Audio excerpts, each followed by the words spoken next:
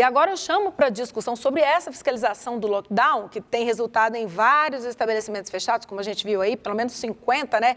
Em apenas 2 dias, hoje é o 3º dia de lockdown. Chamo o Rafael Vasconcelos, que está no estúdio de rádio.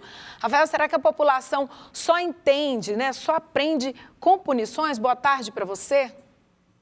Boa tarde, Michele. Boa tarde a todos. É um assunto que a gente vai levantar. Daqui a pouco estará conosco Fernando de Oliveira Jorge, ele que é superintendente da Ordem Pública da CEPLAN Goiânia. Para a gente vai falar mais sobre essa fiscalização nos bares, nos restaurantes, no comércio em geral, de que maneira os comerciantes estão aderindo a tudo isso. Mas antes da gente falar sobre esse assunto, eu aciono o melhor time de analistas do estado de Goiás. Comigo, Reginaldo Júnior. Tudo bem, Júnior?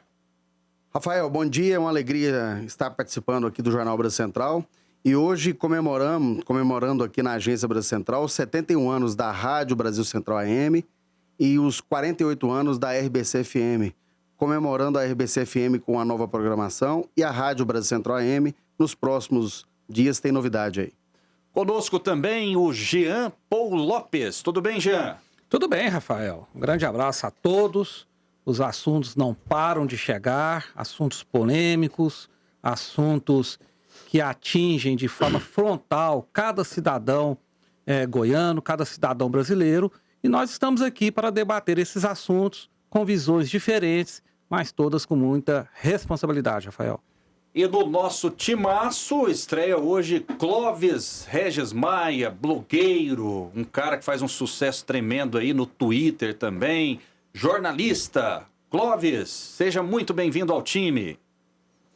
Um prazer, Rafael, estar com vocês aqui, Reginaldo, Júnior, Jean, aos amigos da Rádio Brasil Central, TV Brasil Central. É um grande prazer, né, compor essa mesa que eu já percebi, tem passado por aqui muitas personalidades, grandes nomes, né, da política, de todos os segmentos da sociedade goiana. E estamos aqui para contribuir. Vamos falar um pouquinho aí de política, do que está rolando no cenário local e nacional. Temos mais um craque, hein, Rafael? No time, hein, Clóvis, hein? Clóvis, bem-vindo aí, Regis Clóvis. Maia. Fico feliz pela deferência, agradeço. Vocês são meus amigos, têm me ajudado bastante aí nessa caminhada e estamos aqui para contribuir. Clóvis é um lutador, um jornalista apaixonado pelo que faz, né, Rafael? Bem-vindo aí, viu, Clóvis? Obrigado, Júnior. Grande amigo, além de tudo. Conosco, na linha também, Martiniano Cavalcante. Está conosco?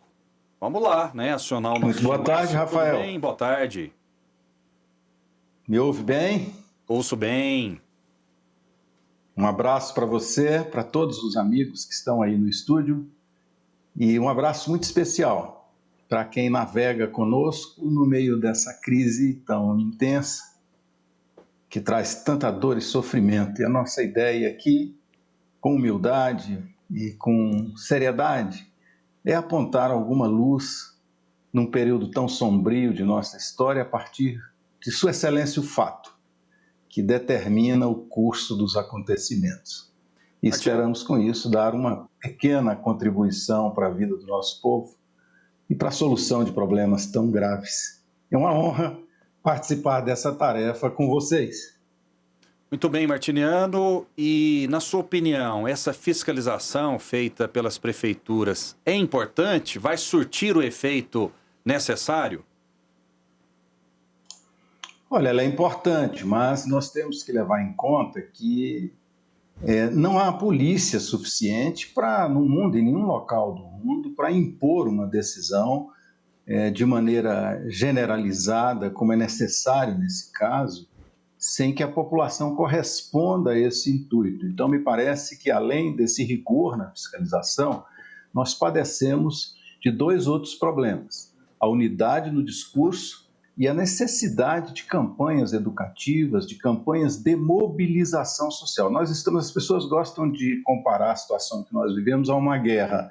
Eu não gosto dessa comparação, mas é preciso usá-la. E numa situação dessa é preciso que haja unidade de ação, é preciso que haja mobilização da consciência da população para que ela seja o elemento decisivo. A fiscalização é importante, mas o que decide é você que está ouvindo, que está assistindo a gente, que está acompanhando essa situação e que precisa preservar a sua vida, melhorar as condições da nossa sociedade para que possamos sair disso o mais rápido possível. Pois não, Jean? Não, eu penso que nós devemos tomar muito cuidado com essa questão da fiscalização quando ela atinge a liberdade do ser humano, a integridade de cada indivíduo dentro da sociedade.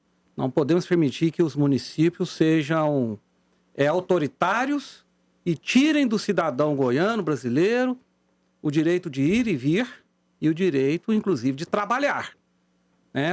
Pais de família precisam cuidar dos seus filhos. E essas questões demagógicas de alguns prefeitos esparramados aí pelos rincões do Brasil, tirando o espaço, a liberdade do indivíduo brasileiro, me preocupa muito. Eu não sou a favor de algo que ultrapasse a legalidade, que ultrapasse o direito do cidadão brasileiro de ir e vir. Pois não, Clóvis? Olha, eu queria dizer aqui, diante da fala do meu amigo Jean, que nós vivemos uma situação atípica. Nós vivemos hoje, obviamente, uma situação de exceção, nesse sentido de tentar conter a propagação do vírus. Obviamente, as pessoas têm que entender, nós não temos como fazer essa contenção da pandemia se todos continuarem desempenhando suas atividades normalmente. Obviamente, infelizmente, há uma condição para que nós consigamos chegar a esse objetivo de conter a propagação do vírus, que é justamente o que? Limitando as atividades econômicas, Eu acho que o Brasil enfrenta um problema seríssimo justamente por isso, porque não tivemos uma coordenação em que aqueles que se submetem a essas condições para conter a pandemia fossem assistidos pelo Estado. O Estado que eu digo, o Estado enquanto União. Então, realmente é um problema, mas as pessoas têm que entender que nós não estamos numa Clóvis, situação absolutamente normal. Viu, Clóvis? A fome de uma criança que espera que o pai lhe traga o alimento diário não tem poder de compreensão. Ela simplesmente dói, e dói muito. Mas eu acho, Jean, que não é uma comparação, não é uma ponderação a se fazer, não há uma condição entre isolar ou trabalhar. O que nós estamos tratando aqui agora é realmente de preservar a vida. É a vida em primeiro lugar. Não adianta dizer que a pessoa tem que trabalhar. Tem, obviamente que tem. Mas primeiro precisamos conter a pandemia. É uma situação muito difícil, Porque, na verdade, o que está acontecendo é que, infelizmente, neste momento, os bons estão pagando pelos maus. A gente que viu aí, e o Fernando já está aí no outro estúdio, no estúdio da TV, para ser entrevistado, a gente que esse final de semana viu um grande número de bares lotados. Quer dizer, são pessoas que não têm respeito à vida. E não a vida delas só. A minha vida, a vida do Clóvis, a vida da minha família e da nossa família. Quer dizer, o grande problema aí não é o fechar, abrir essas coisas. Essas são as pessoas que fizeram, com todo respeito, uma bagunça na cidade, criaram a maior confusão, um monte de gente no carnaval desrespeitando, todo mundo, a gente sabe da história, grande parte da cidade foi pra praia, não é impossível ir pra praia, não é proibido ir pra praia, mas peraí, nós estamos no meio de uma pandemia, olha como é que tá a situação dos bares no domingo, como é que foi, quer dizer, era uma despedida, não do lockdown, aliás, do isolamento social, uma despedida parece que da vida, parece que todo mundo ia morrer na segunda-feira. Muito bem. O Júnior tem razão e eu concordo com ele, porque aí são os excessos. São aquilo que extrapola a consciência. Agora, veja bem, em Jataí, inclusive nós vamos debater esse assunto talvez amanhã, em Jataí o prefeito lá colocou como um decreto que o carro estacionado na rua vai ser apreendido. O carro não pega Covid. E o dono desse veículo ainda vai ter que pagar despesas de guincho e de garagem. Se o sujeito não tiver garagem, vai colocar o carro aonde? No bolso?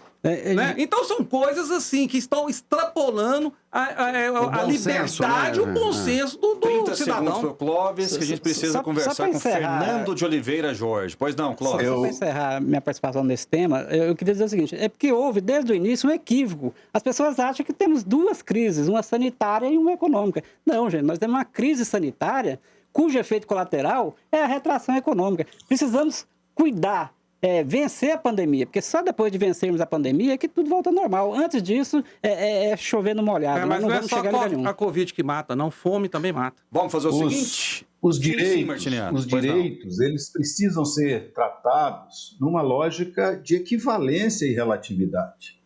Não existe direito absoluto em nenhuma sociedade humana. Nenhuma. É evidente que um caso como equívocos pequenos, minoritários, não altera o quadro geral. O quadro geral é que há um direito precípuo, fundamental, e esse direito é o direito à vida. Ele ordena os demais. E assim deve ser. E assim foi antes de existir o direito enquanto tal, desde as sociedades mais antigas, as pessoas buscam sobreviver para organizar a sua vida. E, naturalmente, isso precisa ser feito com maior planejamento, com maior intensidade, com maior resolutividade, sob pena de nós estarmos condenados a viver uma pandemia prolongada, numa crise permanente durante anos. Isso é uma tragédia.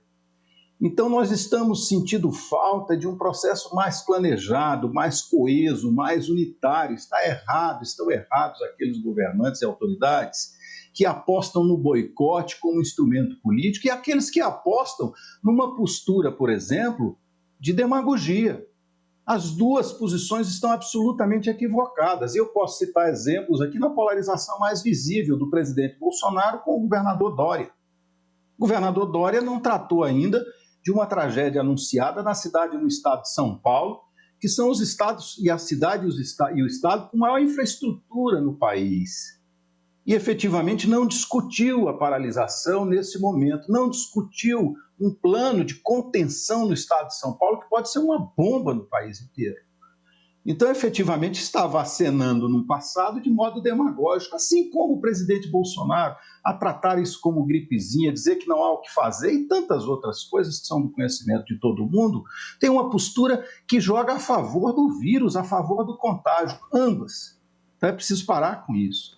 É preciso chamar o país à unidade em torno da saúde e das condições de retorno à normalidade, que é o que todos desejam. E a população dará a palavra final. Se a população continuar com os excessos, Rafael, e com esses equívocos, que são também justificáveis, viu? Deixa eu chamar o relógio. Porque as pessoas já perderam a fé. O relógio é nosso inimigo, Jean. Daqui a pouquinho... Porque foi dito algo aqui que não é real, não é verdadeiro. A gente precisa passar a informação correta. Daqui a pouquinho eu te dou a palavra, eu te dou o direito.